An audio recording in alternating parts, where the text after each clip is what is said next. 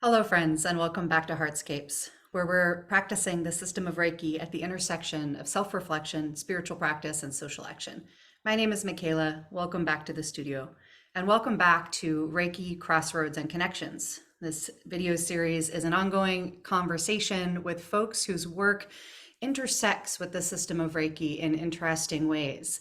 Their work either brings in some of the philosophical frameworks or spiritual practices or, essential elemental purposes that the system of Reiki does, coming at it through a different lens. I absolutely love these kinds of conversations. They're my favorite to have off screen, and it's been fun to bring some of them to you on screen. So let's bring in a friend today to be in this conversation. Hello, welcome, Kei. Yeah. Thank you. So Kei Tyler is the co-founder of Astrology in the Wild and does work with the stars, work with the human heart, work with the elements and the places where all of those things come together. And Kei, you and I have gotten to have some adventures together lately. We've gotten to explore some deep conversation, do some Reiki together, do some astrology together. Yeah. And when we, began the conversation of, really finding those intersections that we might want to talk about here in this conversation, you had the brilliant idea of why don't we explore it by being in the work, by bringing some of your work into this conversation in a really direct way. So I'm really excited that you have that you've prepared something to share with us. Yeah. I just want to say thank you so much as just a dear sister who works with spirit, who works with love. I appreciate you having and holding space for this type of conversation. As they ramp up and we start adding more form and function to the esoteric world, the world of theology, ideologies. So appreciate it very much. I am an evolutionary astrologer, and what that primarily means is that this is the practice and the journey of one's soul.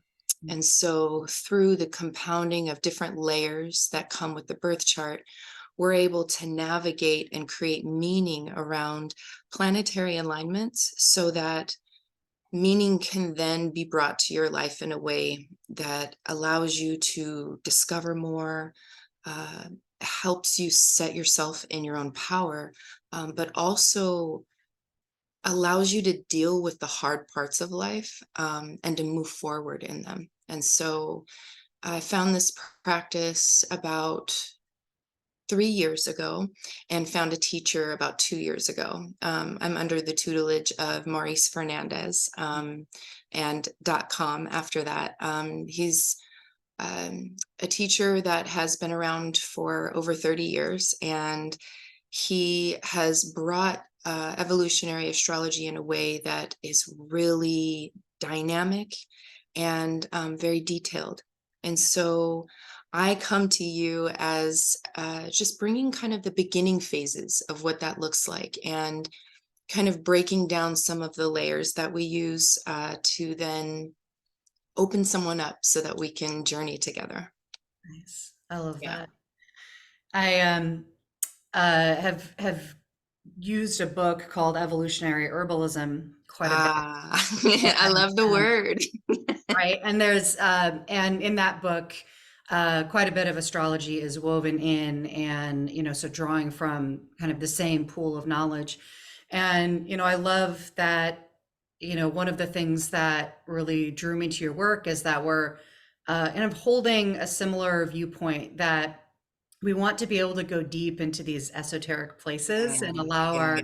our minds and our hearts and our experience to kind of go into places that are a little outside of normal reality.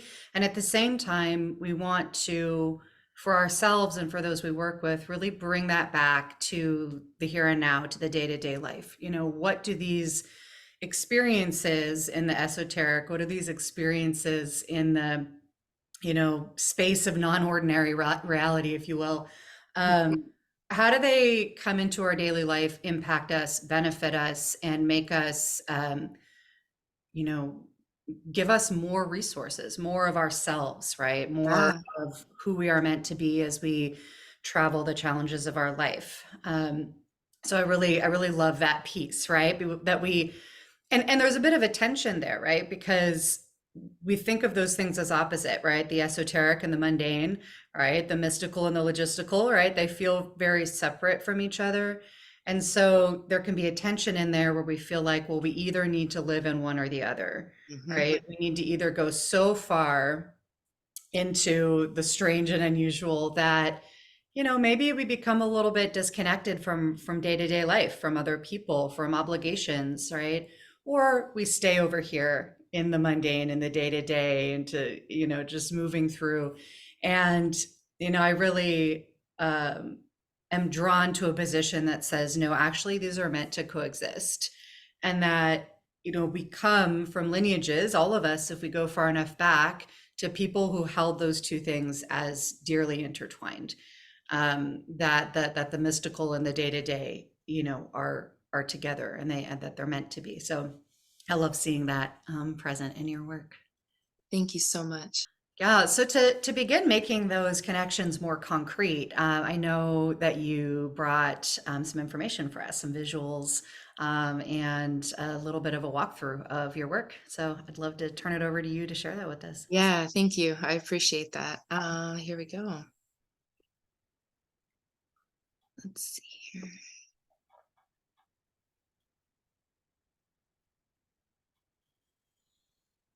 Mm,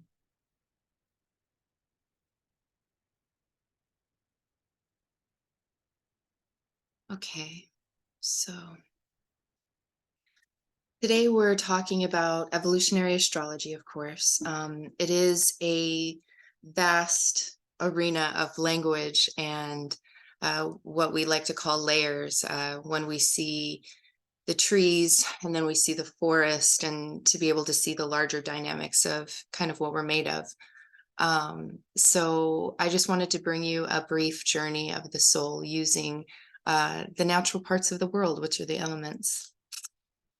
Um, the elements are there's many lineages in astrology. Evolutionary astrology is soul-based practice where we assign meaning to life's events by cracking the soul journey and past life expression. So we do believe a lot of the time we come into this life with past stuff, Mm. and it is what helps motivate us and get us ready for the larger meanings of our life. And so we do touch upon that, but not in this segment. So we'll just go ahead and start. Fire is the first element that we call upon because it is the starting factor of life. It is our independence, our legacy, and our pure instinct. It gives us the drive to wake up in the morning.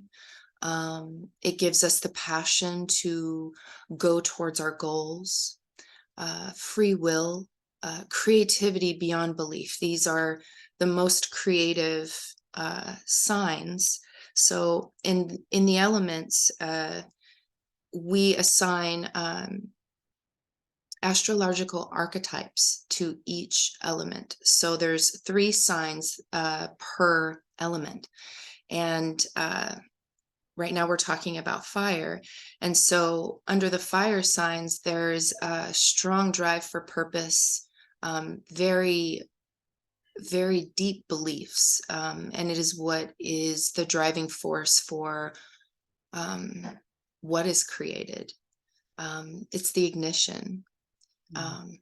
And it's pure sacrifice. So if you think about the natural world, a lot of these depictions are the essence of fire.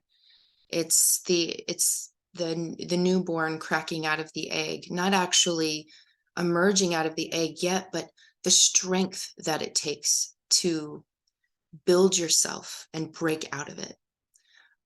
This is also the lone wolf type of dynamic where there's so much independence and so much creative self free will that it's a little difficult to be with others and to work well with others. It takes a lot to be a part of a pack or a pride, or a part of a family. And so I'll lead that in to say that there are seasons to the elements and there are seasons to the signs. And so as we talk about the elements, fire, earth, air, and water, I want you to think about those things as we talk about the times of year. And the times of year can really give you the essence of the astrological archetype. So if you know your sun sign, then you're able to identify yourself in here and to really see, oh, I do know the language of astrology. So Aries is the first fire sign. Aries is the part of fire that ignites ideas and gives a creative spark for a new endeavor. It is our will for survival. Spring equinox. This is the time of year when we birth new ideas and futures. And if you want to think about it in the natural sense, we can think about trees coming back from the winter. We just hope they'll wake up, you know? And it really does represent our will. So all of us have these seasons and signs in our birth chart. And so there is this will within you. It is just expressed in a very unique way. So if you identify with any of these things, it's a good thing, because seeing yourself in all is the goal, right? So we move on to Leo. Leo is the part of fire that makes you want to do something meaningful with your life and is purpose driven to create. It is the time where we represent late summer, and it's the hottest in the southern hemisphere and when the most babies are born. It represents our purpose in life, why we get up in the morning. And lastly, of the fire signs and the fire seasons, we have Sagittarius. Sagittarius is the part of fire that ignites the last creative spark of the year and represents positivity, solid beliefs, and a higher minded perspective. It represents pre-winter, getting together with others and to spread ideas and merriment. And Sagittarius really does represent our belief system. So that is the essence of fire. And now we'll move on to earth. So earth is our comforts, our material possessions, and our consumption in any way. So some keywords are sustainability. You can think of sustainable resources, or just the monitoring of those resources.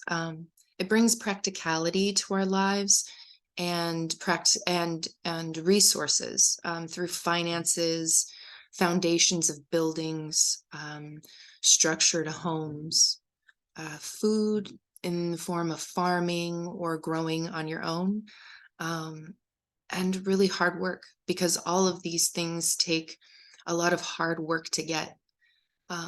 And if you have a lot of earth in your chart, or if you are an earthy type of person, these things may come easier to you than others.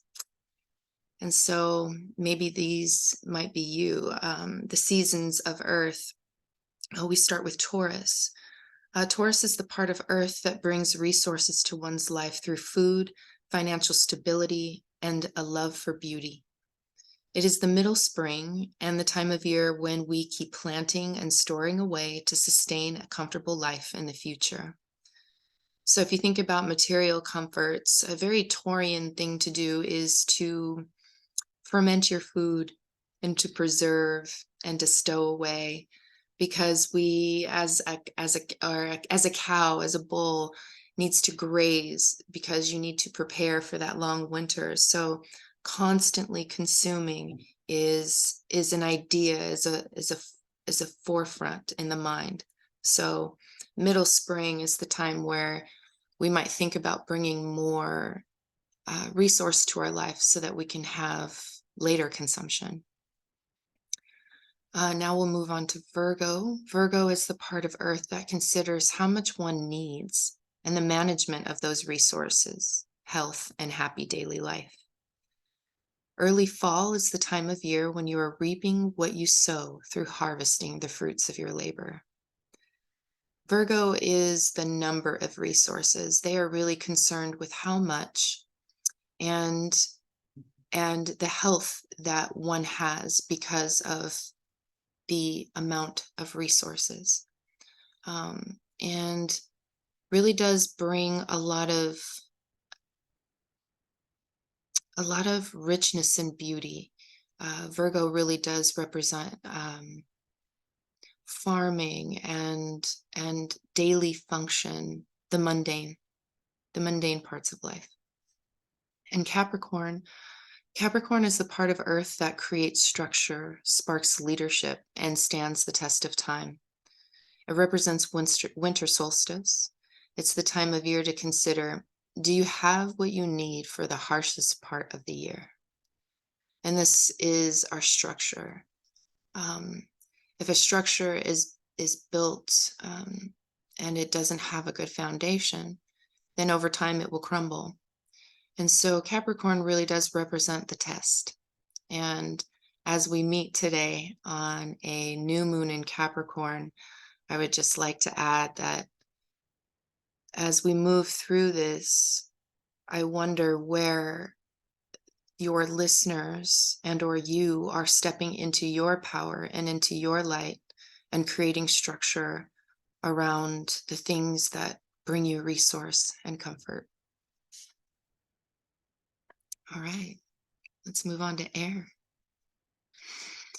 Air represents our words, our language, and the mind. Education and new ideas, different perspectives, and transportation.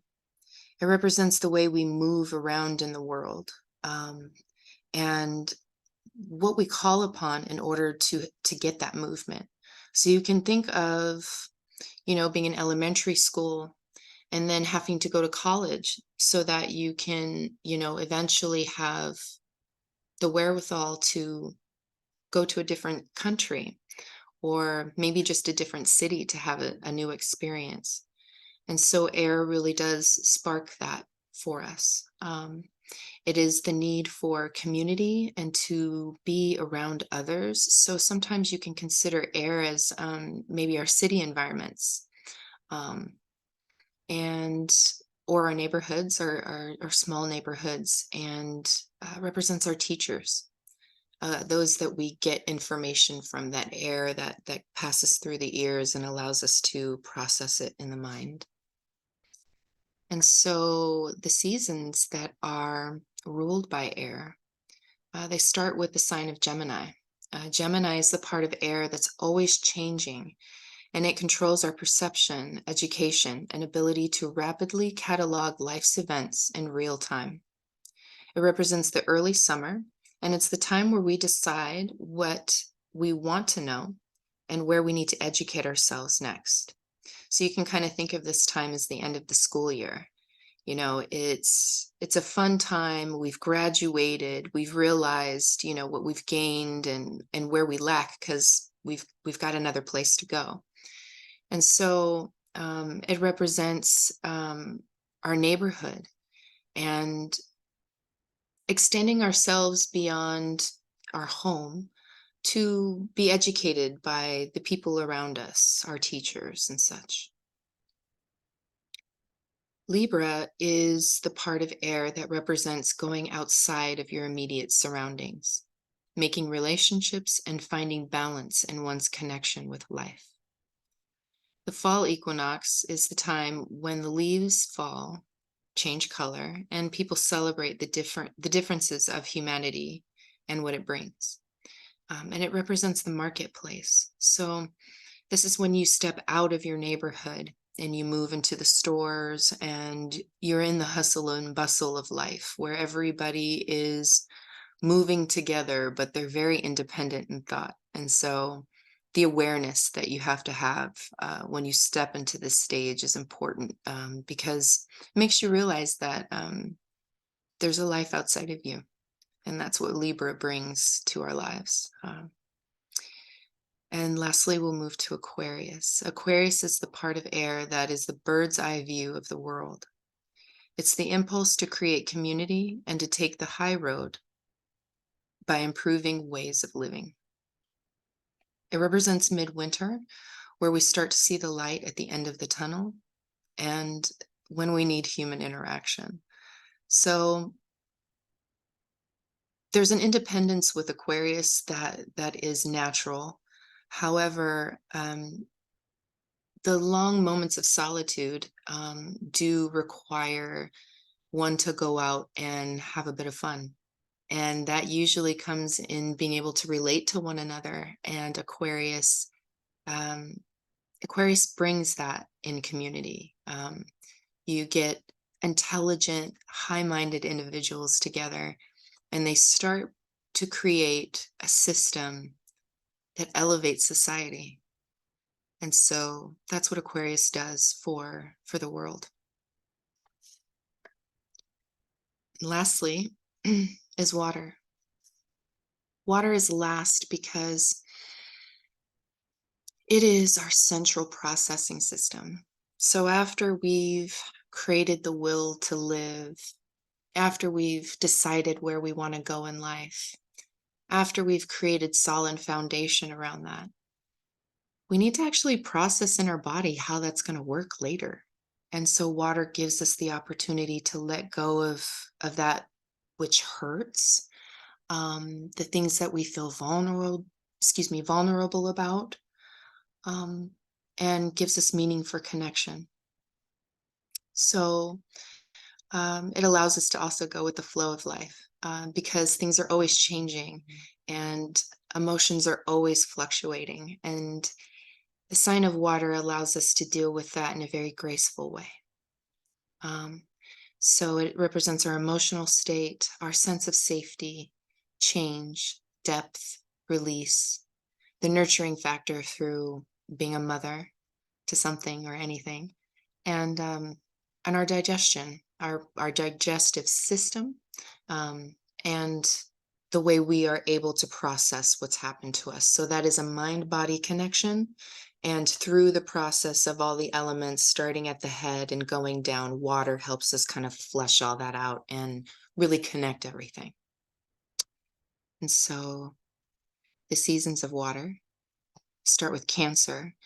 Cancer is the part of water that helps us process what happened to us and how we personalize our lives as a result.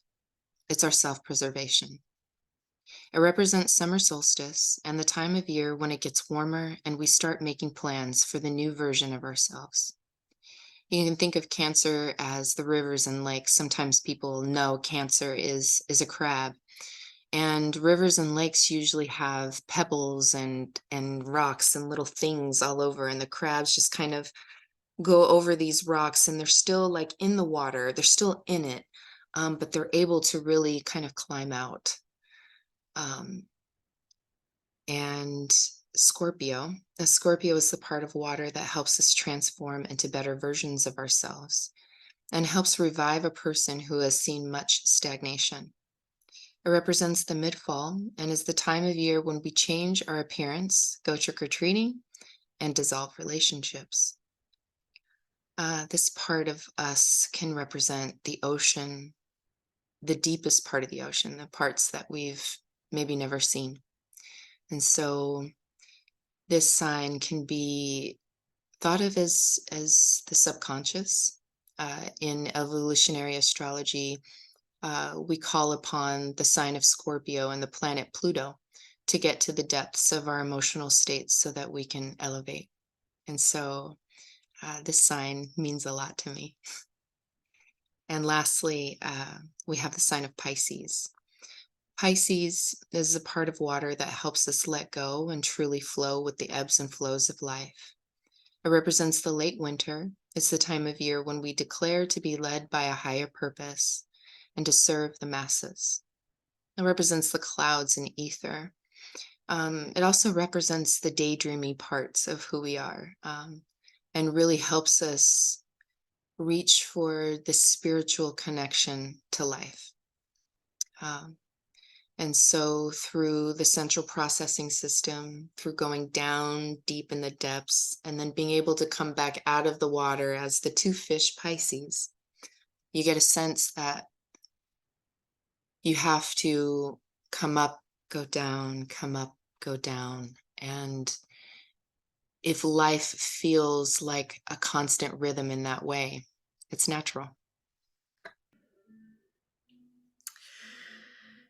Yeah, thank you so much for breaking that down, and really giving us a tangible example of how we can take these kind of esoteric ideas and put them into the lived experience of the world and then bring that into our life and our community. Um, it makes a lot of sense to align with the elements and with the seasons, and then to look at how that shows up as human behavior. And I think that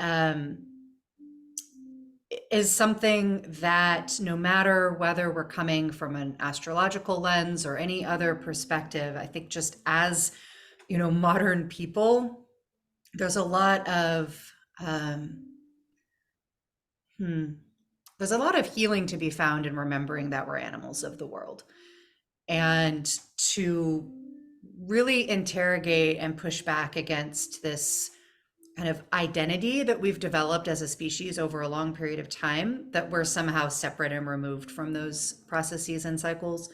Um, there's this tension that's been present, for so much of our history, when we began to really go into the mind and really go into contemplating the big questions of humanity and what makes us different from other animals, and what makes us special, what makes us unique. And so many of the answers have, I think, unfortunately pulled us out of understanding our location in the cycles of life, in the elements, in the seasons, as an animal of the planet. And there's been a lot of healing in my own life and with people I work with and in communities that I've observed when we begin to challenge that premise and to just kind of let go. And it's difficult and it can be painful, right? But to let go of this separateness and this kind of specialness that we've ascribed to ourselves. There's a lot of safety in that, in a certain sense, because of course, so much of our evolution has been as a very vulnerable, soft, small animal in the world.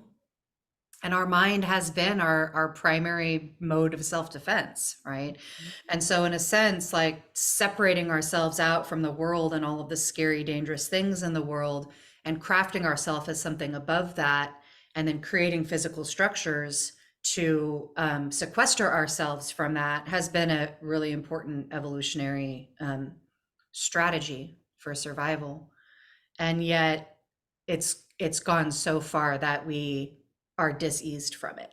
Hmm. That's a rabbit hole we could go down for quite some time, but I think what just came up for me as you were sharing that presentation is the not only the value in terms of understanding how we feel, understanding how we might perceive things, understanding why we might feel a little more sleepy in the wintertime, for example, by paying attention to how we actually are a part of the world around us, but how we can bring understanding to the way in which we move through the world, and how we might make decisions as modern humans, in a technologically advanced world, that plug us back in, that sync us back up with the natural world. I really believe that technology and living in tune with the natural cycles do not have to be at odds with each other.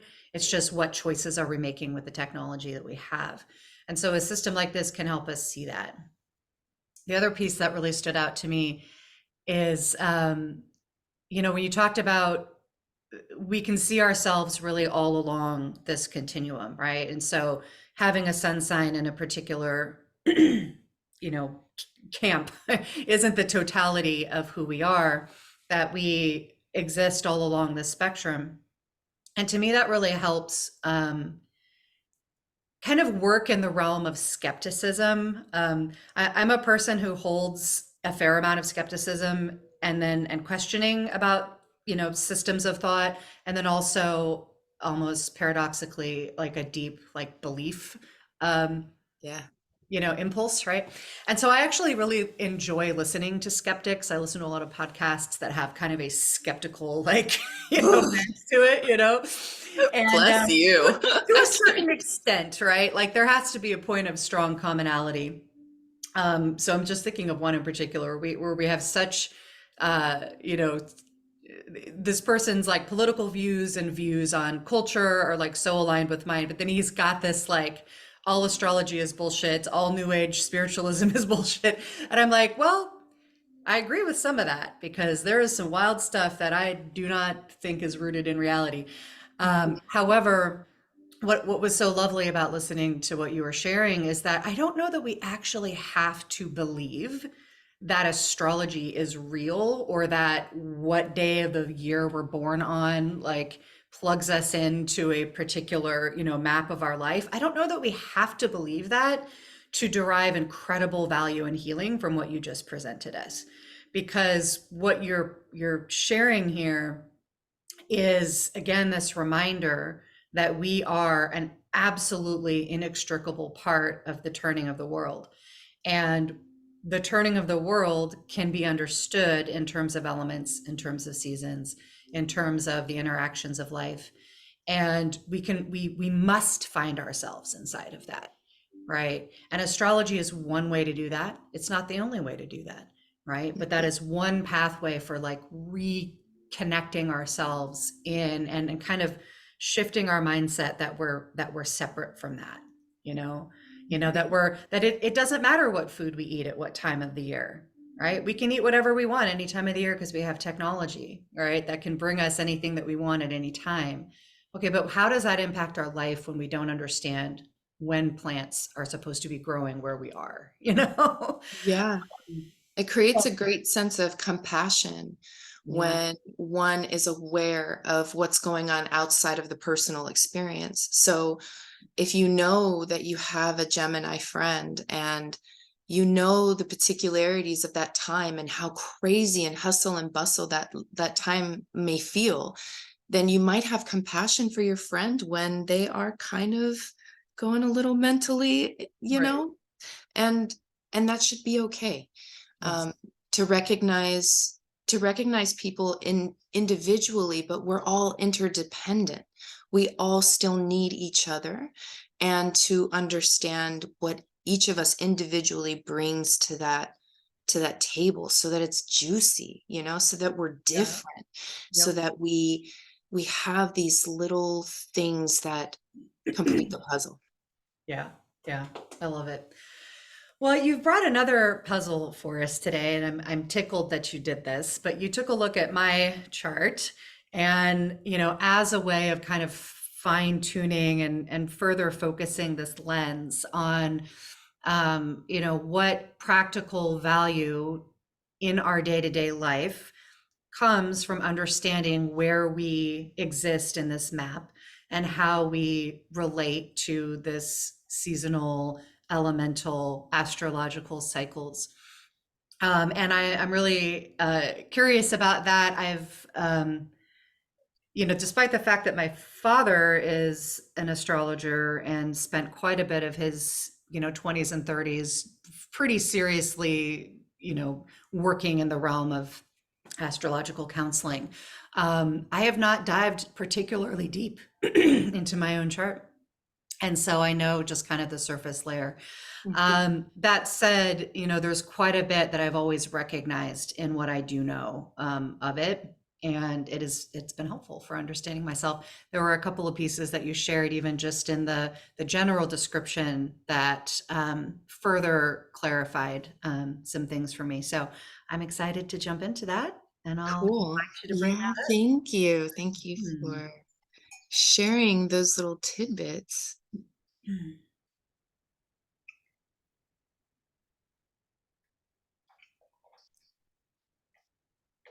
Right. So, Michaela Daystar, thank you for the honor of looking at your birth chart. It is magnificent to see so much potential Mm. and so much purpose. And this isn't a general astrological reading. This is just how we calculate the elements in astrology. So this is your birth chart. This circle right here is if we were looking at the solar system from the top, we would see these planets moving in this direction. And the day that you were born is like a snapshot of the sky at that very particular moment. That's why we need the birth time, the birthplace, and the birth date. All three give us the very sharp view of what this looks like. And it differs if any of that information is not known. So when we take an elemental signature of a birth chart, we take the planet counts of a person's birth chart and total how many there are in each element. So each one of these symbols represents either an asteroid, a nodal axis, which means a polarity that is represented and controlled by the moon. And then there's planets. And so we only consider the planets, even though there's a couple other symbols on here that add context to the story. They're not things we'll call upon today. And so when we do the elemental signature, we see that you have 6 planets in fire, 1 in earth, 5 in air, and 1 in water. And so this makes you fire and air dominant. So this is a fast-moving mind. It takes action towards driven purpose that brings equality and opportunity for all. There's brilliant ideas, the ability to pivot, but it can also make you sometimes get swept away in emotion and and in that you'll choose logic over time as the best way to solve those problems. I think of these people as fanning the fire. They're really able to bring the creative force that's needed to move forward. So because you have so many planets in fire, that is your driving force. So not only being a Leo sun, which is Leo rules the sun. So we are both sun sisters. I am a Leo too. And so there is an immense amount of energy behind that sun. But Saturn and Mercury, which is our morality and the way that we consider our views in the world, are right next to the way that you think. And it just makes you even more powerful in terms of calling upon that air and the mental process. And so when we take a look at elemental signatures, we do see that like there are areas in our lives where we can maybe insert to kind of create some balance. And so when you have low earth and water, at times you might need additional grounded people to make your ideas solidify and manifest physically. Dealing with life hardships in a healthy way involves emotional independence, retreat, and adequate time to process what's happened and why it matters. So really having the ability to get in your body and to feel at peace when you're inside of that space is what the balancing factor. So if one thing feels too extreme, you can call on these practices. Things like yoga, dancing, just being in the body and aware of if it hurts or not. And then the water process, drinking enough water, taking really good nourishing baths, and having someone close to that you can actually process things with. And that connects the emotions and the body in a really good way. So I am mostly fire and earth dominant. So I have a very fixed way of looking at things. I'm not able to pivot as fast as most people because I'm not while I'm in the mind a lot, it's on a very singular focused thing. So multitasking will never be my strong suit, and that's totally okay. I depend on teachers like you who are able to bring the quickness with ideas and showing up. It's a great lesson for me.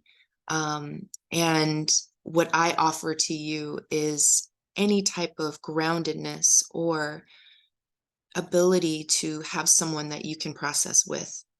And so that is how we meet each other's fire, and it's lovely. We can create some beautiful things together. I love that.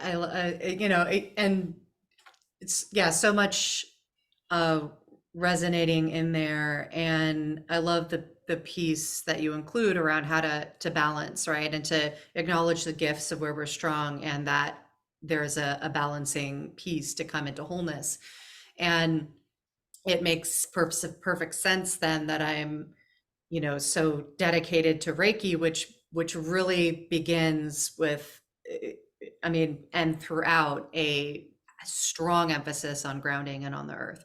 Yeah. Like it's like that's where you start, and if you need to hang out right there for years, then do that. Right? That is your complete practice is building up that solid foundation. And yeah, I mean, I feel like that's why I'm so committed to it, because that's exactly what I needed in my life. And Yes. to, bring down that, cerebral swirling, right? The multitasking, all the pivoting all the time, right? Like all the freaking time with the pivots, like over here, over there, and over there. But what about over there? Um, and, I love that you bring that ability to focus, right? And to have a singular focus and to stay with something and to really honor being with that thing and walking with that thing, that idea, that activity, that project, that purpose, whatever it is, to really be with it, right? To allow its roots to establish. Even as a gardener, I'm the kind of person who's going to like check the seedlings too many times and bother them. Like, just let them get their roots established. Yeah. Yeah. Um, like, I need to plant something different. They're not growing yet. It's been a week, man. Like, just calm it down. It's okay. Um, so yeah, that makes a lot of sense. I love that.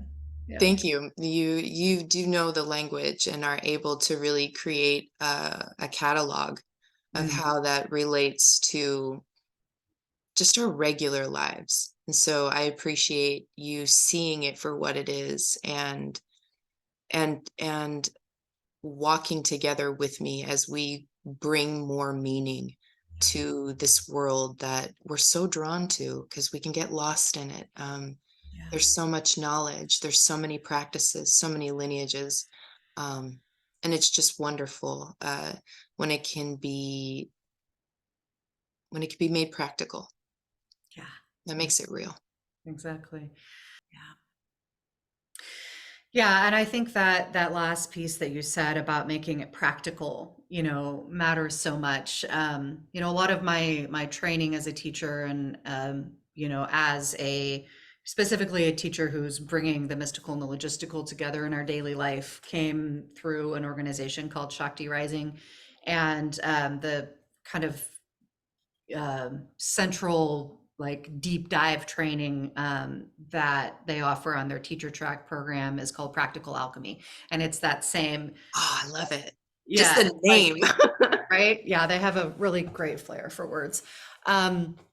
And that idea shapes so much of how I think about the value of any practice. And folks who've worked with me before, or perhaps watched videos before, probably heard me say, if our spiritual practice can't be brought into our day to day, then it's of limited value to us.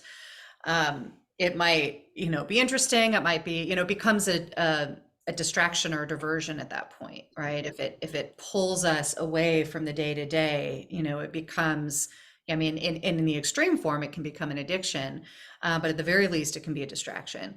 And and so I'm very wary of that. And partly because I can see it in my own history, right? And perhaps as a part of that element of the pivot and the moving around and the multitasking is like looking for that distraction from what's right in front of me and what needs to be the primary focus.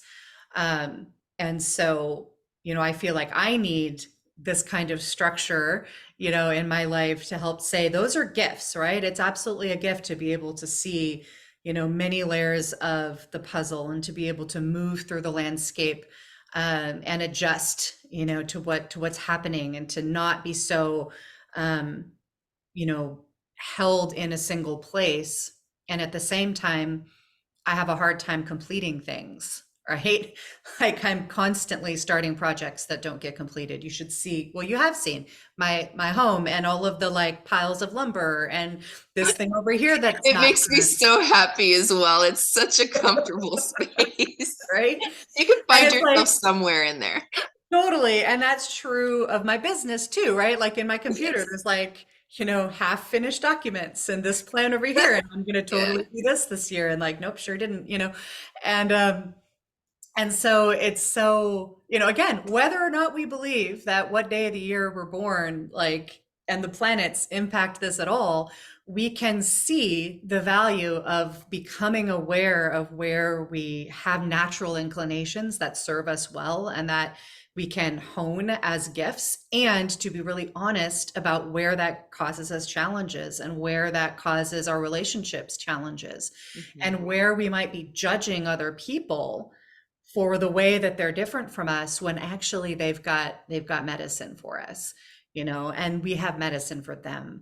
And finding that place of mutual respect and the ability to be curious about each other, and of course to name when things become harmful or problematic, or like, oh, this just really isn't going to work for me to be, like I can respect who a person is and still be like, yeah, we're not really meant to be doing whatever this is.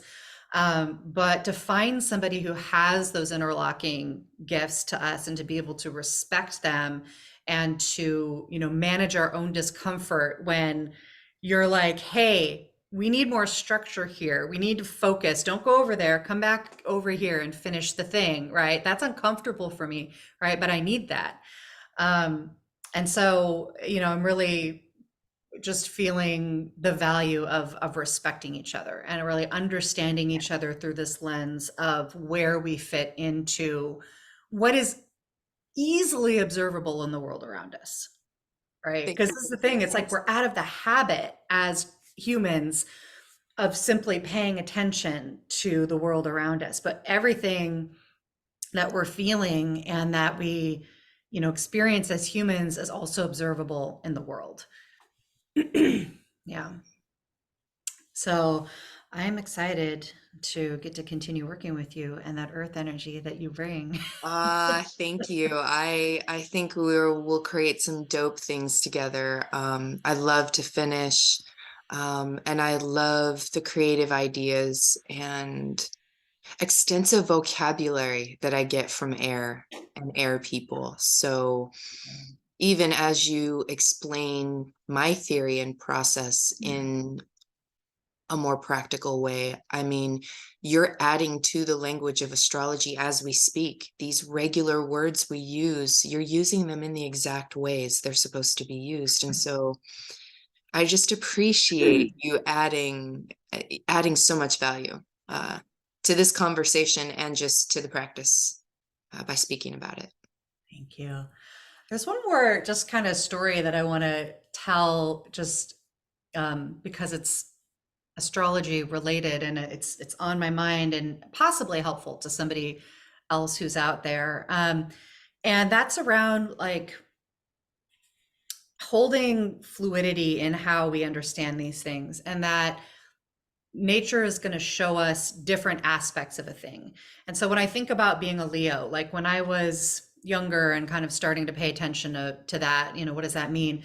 The image of the African lion is often the quintessential image for Leo, right? The male lion with his mane, and you know if you know much of anything about pretty much the main thing people know about lions is that they live in these big family groups, right? They're very social. They're one of the only, if not the only, fully like social cats, right? That live in big groups like that. And that never resonated with me. I've always been very, feeling very alone, very isolated, very, introverted, and it felt very incongruous that I was this Leo, but that aspect of me like did not show up in that. And um, a while ago in a work context, I was at a retreat and the facilitator did this exercise with us that kind of used animal metaphors as how to, understand certain parts about our leadership styles. And the four animals that we were to kind of self-identify with were hawk, turtle, rabbit, and mountain lion. And I was like, well, of course, lion, right? And I go into this like trying to understand it through the lens of African lion, and it just wasn't resonating. And then all of a sudden it clicked. She said mountain lion. Mountain lion is a different cat than the African lion. The mountain lion is a solitary animal, right? She hunts alone. She's only with other lions during mating season.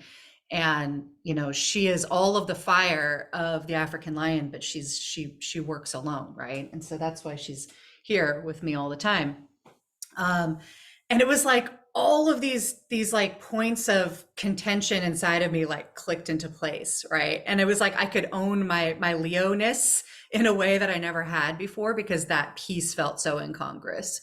And so when you had on that slide, the image of the African lion and then the idea of the lone wolf, um, first of all, those felt very much in tension with each other, but it was like, there's the spectrum, right? Because one might find oneself anywhere inside there. I have a close friend who's also a Leo, and he's absolutely that African lion, like moving in groups, right? And as I speak, my giant cat just came upstairs. So did you hear me talking? What about the kitties? Yes, you did. Um, and so that piece has always been really precious to me. It was like this piece of my identity that like fell into place when I was like, it's mountain lion. Like that's who I Yeah. am. And I love, because people have also brought up the metaphor of lone wolf when I've kind of talked about this. And the lone wolf is an outcast. It's been pushed out of the family group. It's meant to be living in a pack, in a family group, and it's not for whatever reason. And that's also many of our realities, right? That is also a piece of this puzzle. There's that, that person who's, really meant to be in that family group who, for whatever reason, finds himself outside of it. And depending on where we are in that spectrum, we're going to need different things, right? Because for me, I didn't have to, I got to come to terms with and appreciate, my mountain lionness. And like, I am, I feel best when I'm moving in a solitary way or with like one other person. And so it's okay that I struggle to be in groups. My cat is knocking the table and wiggling us. It's okay that like being in large groups like is a challenge, right? And so that's where I get to lean in, right? And I get to pull in people who are fluent in that, right? Who You are create your own family in a yeah. sense, you start a new legacy and a new lineage that you in order to start family, you kind of sometimes have to break away from your family to find a mate, to find the right place to be. And so I identify with you too. My family is small and I have a great independence. I don't need anyone. Um, but then again, I do. I need my partner. I love her very much. And a couple other little things, but if I grew up with the family and all of these creature comforts, I would have never left home. I would have never changed my surroundings, and I would have never developed the strength within myself uh, to have power, to create groups of people just like me, not like my family, like me. And that is the essence of Leo. And you bring it, girl. You bring it so well. And Mm. you are now creating your own family, community of people who understand your language and are trying to birth the same types of things in life. Yeah, and I feel really grateful to be in a family of origin that understands that and respects that. You know, my dad's a Cancer. He's all kinds of Cancer, all the watery I depths, know all of it. all of the picking through the pebbles, right? All of that. And as I say, an astrologer, my mom is also a Leo, but she's also the mountain lion Leo. She's also the, I'm going to be solitary in the woods. I'm going to do my thing, and then I'm going to come together when it serves me to do that, with people that I carefully choose. And I really appreciate those lessons coming through family and then also individuating myself. And so for folks, watching, I hope this sparks some curiosity, some resonance with you, that there is these structures that can help us to understand aspects of ourselves in new ways, appreciate aspects of ourselves, even the parts that feel challenging, that have frustrated us. Every piece of how we're expressing ourselves in the world comes through our experience. It comes through who we are, our purpose, our gifts. They're all well earned, right? Even the challenging aspects of ourselves are well earned. And there are systems of practice, there are systems of thought, systems of spirituality, of philosophy that can really help us to shape the landscape of who we are and understand how to traverse it in the way that makes the most sense and that's the most aligned with our true self. System of Reiki helps us with that. System of astrology, of evolutionary astrology, helps us with that. And I love seeing the way that those two things can work together. So if somebody wanted to work with you, wanted to dive into their chart, we just did the surface here, just 10 minutes of digging into my chart. If somebody wanted to go deeper and to really begin to understand how to bring this into their daily life, how might they work with you? I have a website. It's called astrologyinthewild.com. And when you go there, you're able to schedule a consultation with me, my partner, or me and my partner. Sometimes having a dual context adds some flavor. She has a lot of air. Yeah. And Yeah. so we're And we able got to to talk do with your that. partner Fetty last Yes. time, so I'll drop the interview with Fetty down below. And she talks about the two of you working together and the way that you bring these very different energies, and again that interlocking gifts of, you know, just the different pieces that a person could benefit from when they're opening up a vulnerable space to understand themselves better, to shift some things inside. I think it's really powerful to work with a pair of practitioners who are so well paired, and who can bring a broader spectrum of gifts and capacities. And so I love that the two of you have that offering and definitely recommend it. Yeah, thank you. I appreciate you. Yeah. All right, friends. Thank you so much for listening. Thank you, Kei, for being with me and bringing so much of your gifts in such a tangible, visual, beautiful way. For folks who have questions, please do share them below. If you have experiences you want to share related to astrology or anything else that we've talked about, we would love to hear them. And as you journey through your own exploration of who you are through the lens of astrology, may you be deeply provisioned for that journey. Until next time, I love you. Bye bye.